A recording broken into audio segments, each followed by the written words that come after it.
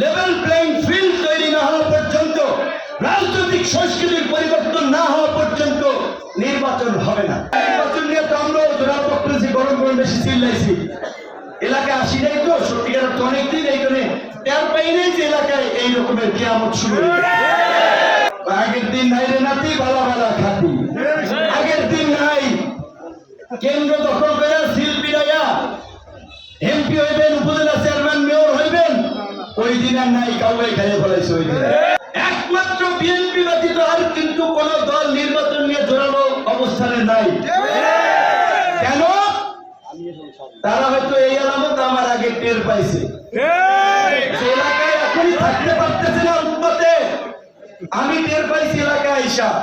আমি বলছি যে ঢাকায় যাইয়া কয়েকবার ইউনূস, ডক্টর ইউনূসের সামনে জোরালো ভাবে নির্বাচনের পক্ষে যে বক্তব্য দিয়েছিলাম, এইবার ইউনূস সাহেবের সামনে আগামীকালকে থেকে জাতীয় ঐক্যমত্যের মিটিং হচ্ছে, ক্ষমা চাইতে হবে যে স্যার, নির্বাচন আপনি যখন মনে করবেন উপযুক্ত পরিবেশ তৈরি হচ্ছে, দল যখন মনে করবে এবং বলবে লেভেল প্লেইং ফিল্ড তৈরি হয়েছে, সবাই নির্বিঘ্নে সভা সমাবেশ করতে পারবে, এলাকায় থাকতে পারবে, হুমকি ধামকি থাকবে না, রাজনৈতিক এই আগেকার সেই আধিপত্য বিস্তারের সংস্কৃতির পরিবর্তন হবে, তখনই নির্বাচনের রোডম্যাপ দিতে হবে।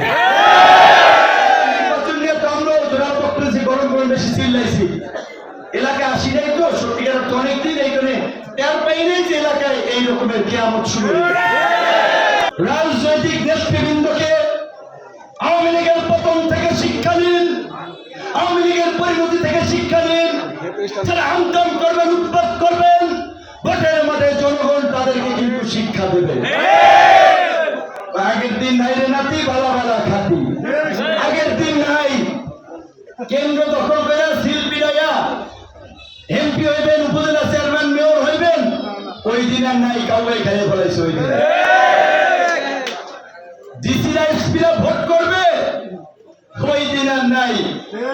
ওই জন্যই বলছি যে সময় যতদিন লাগে সরকার নেবে, পরিস্থিতি সহজ এবং নিয়ন্ত্রণে না আসা পর্যন্ত, লেভেল প্লেইং ফিল্ড তৈরি না হওয়া পর্যন্ত, রাজনৈতিক সংস্কৃতির পরিবর্তন না হওয়া পর্যন্ত নির্বাচন হবে না।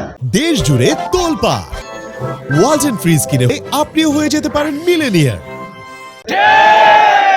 এর মধ্যে নির্বাচন হয়তো লাশ পড়বে।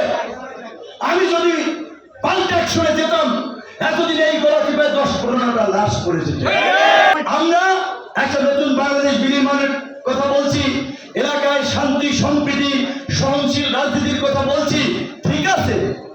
যারা পোস্টার ছিঁড়েছে, ব্যানার ছিঁড়েছে, আগুন ধরিয়েছে, কার্যালয় ভাঙচুর করেছে, জনগণের চরিত্রটা দেখুন।